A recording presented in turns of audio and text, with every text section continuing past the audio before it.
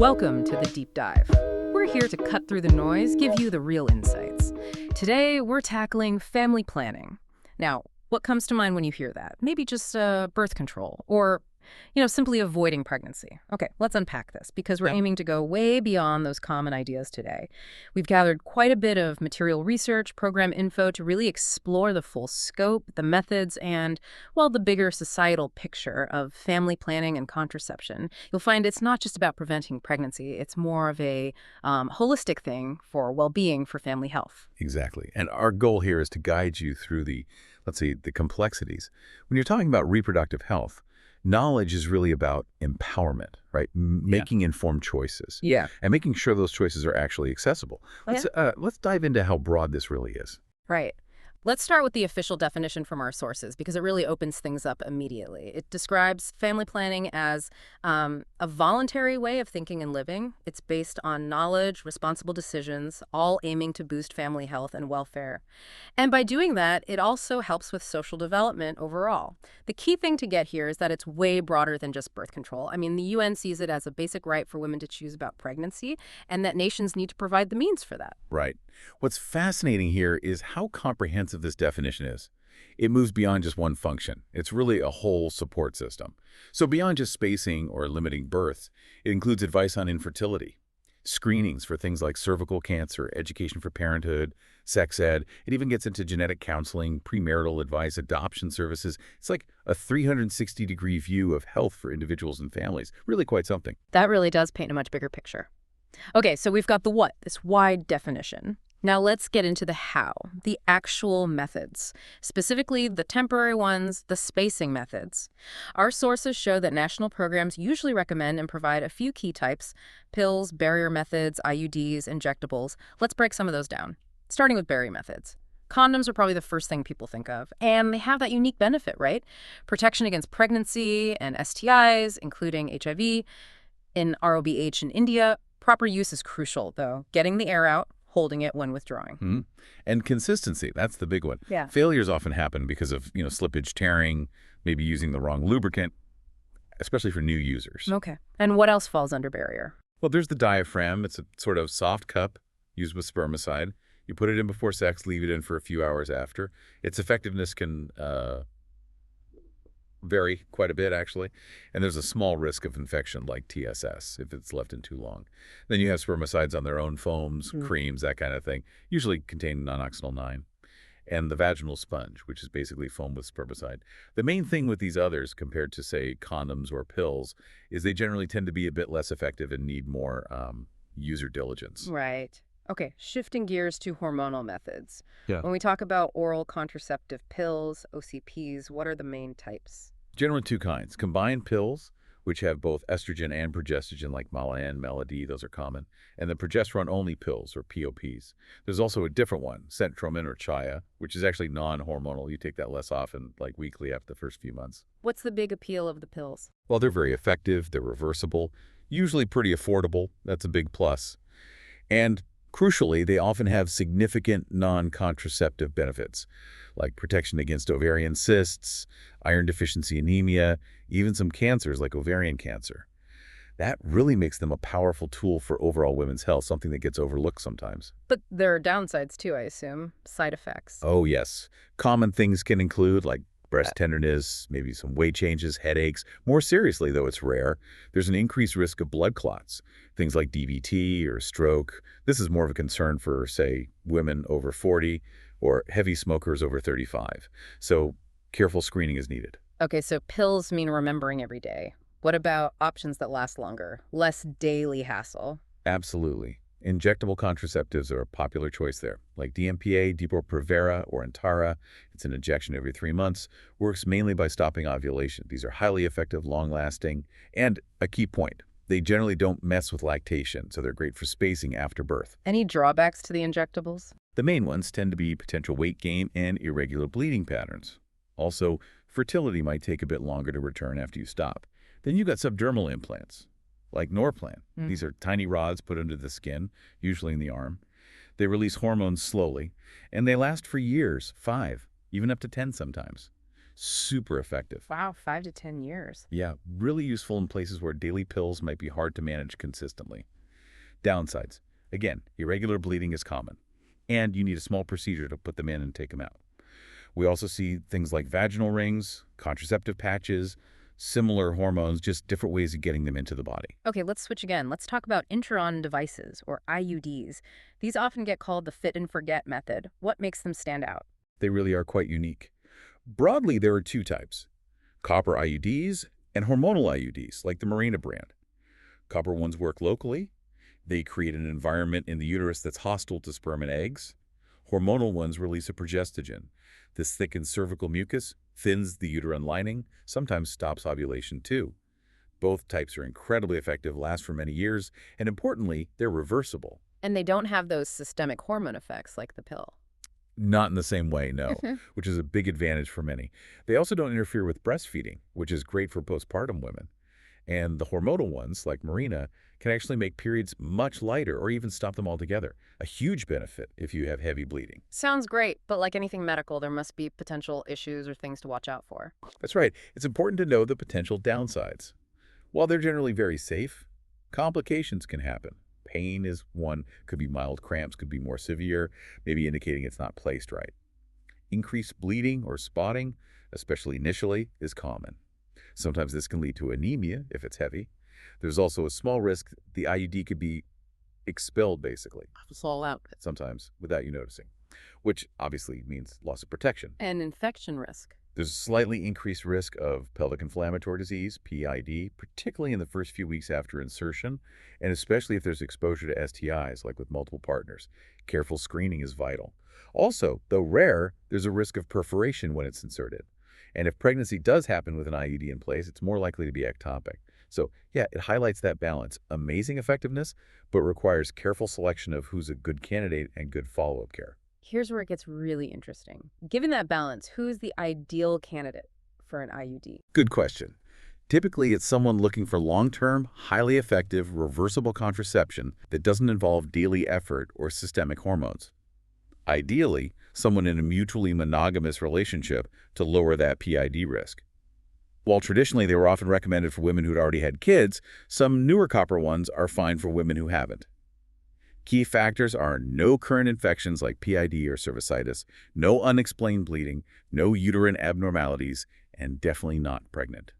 What about after having a baby? Yeah, postpartum is a good time, usually after about 6 to 8 weeks, once the uterus has firmed up a bit. Avoids higher expulsion risk seen earlier.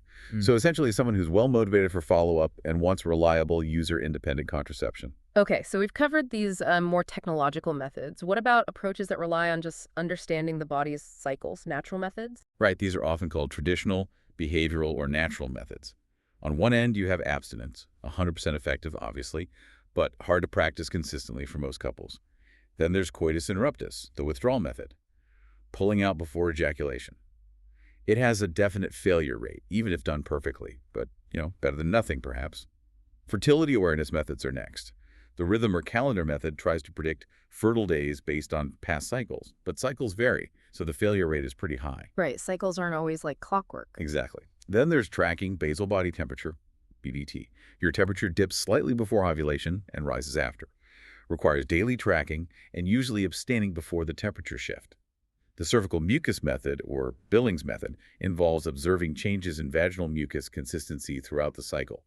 Again, needs careful observation.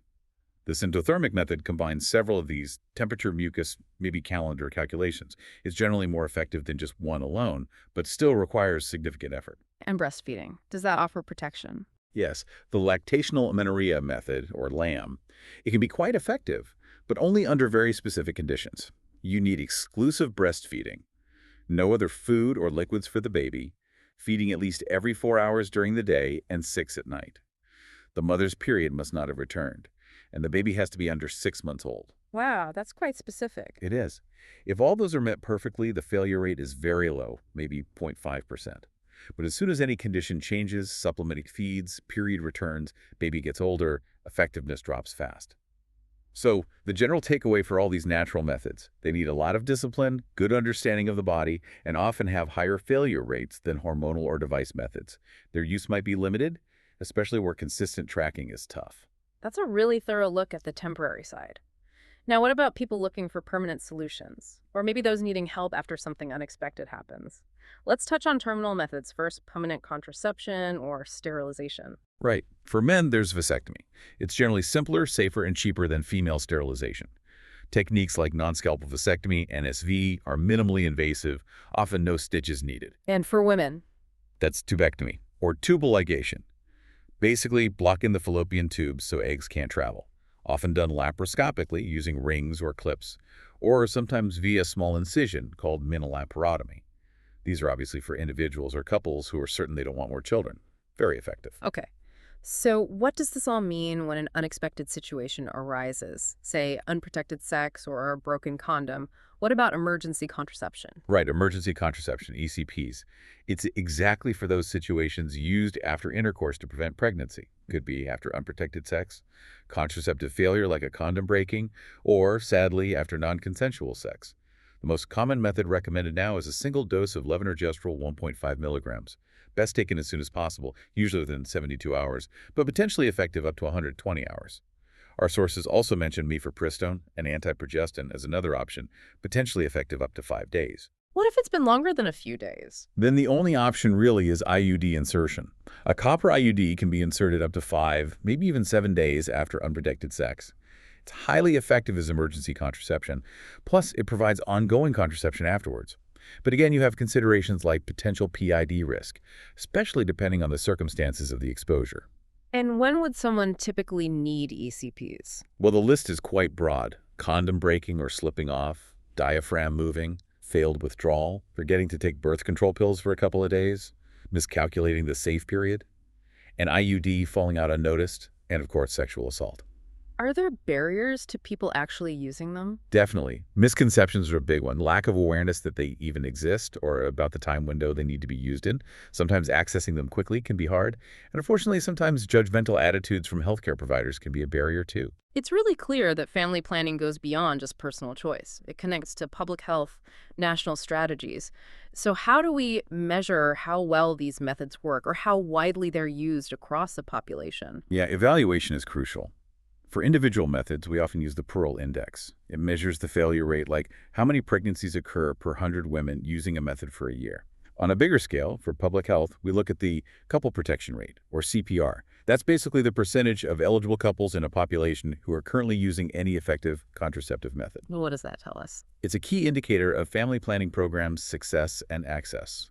For instance, India's CPR is around 46%. Demographers often say that to reach a net reproduction rate, NRR of 1, which means the population is stable, each generation just replaces itself. You generally need a CPR above 60%. Reaching that level usually means significantly reducing births of third children or more. It connects individual choices to population dynamics. Interesting national context there.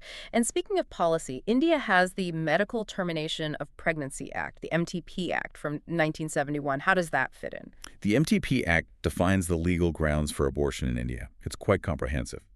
Terminations are allowed for several reasons. Medical grounds, if continuing the pregnancy risks the mother's life or serious injury to her physical health. Humanitarian grounds, like if the pregnancy results from rape, risking grave injury to her mental health. Eugenic grounds, if there's a substantial risk the child would have serious physical or mental abnormalities. And uniquely, socioeconomic grounds. This includes contraceptive failure leading to an unwanted pregnancy. This clause essentially makes abortion widely accessible legally, almost on request, which is quite distinct in global law. Are there limits? Yes, time limits, generally up to 20 weeks. After that, it's usually only allowed for saving the mother's life. The Act also specifies who can perform NTPs, registered doctors, and where approved facilities, with stricter rules for later terminations. Okay, let's make this really practical. Imagine a listener, maybe a mother with a 2-month-old baby. She's breastfeeding, worried about getting pregnant again soon. What are her best contraceptive options right now? That's a super common scenario and a really important time for counseling. For breastfeeding mother at 2 months postpartum, several options are generally considered excellent.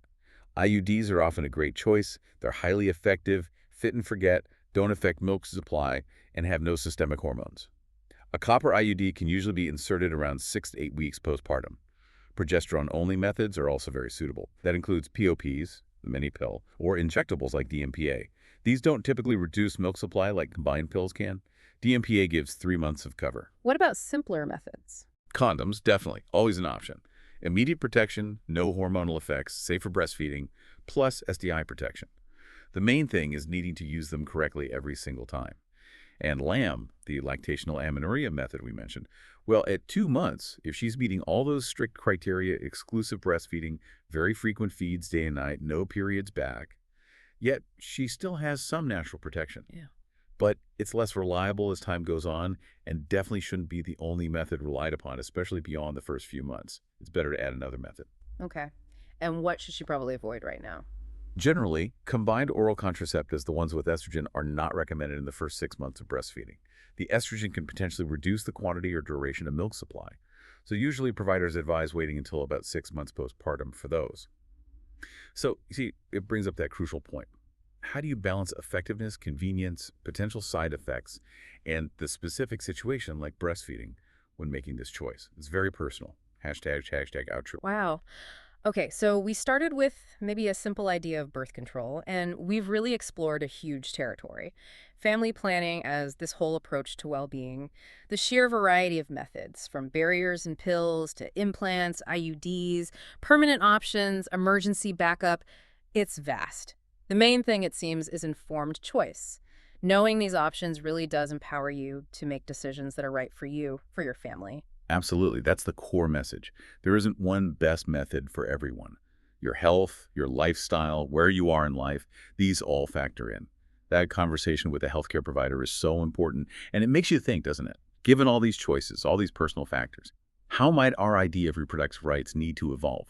Maybe beyond just access, towards truly personalized, informed guidance throughout someone's entire reproductive life. That is definitely something to think about. A great place to leave it for today. Thanks so much for joining us on this deep dive. We hope you feel more informed, maybe even a bit surprised by the scope of it all. We'll catch you next time on The Deep Dive.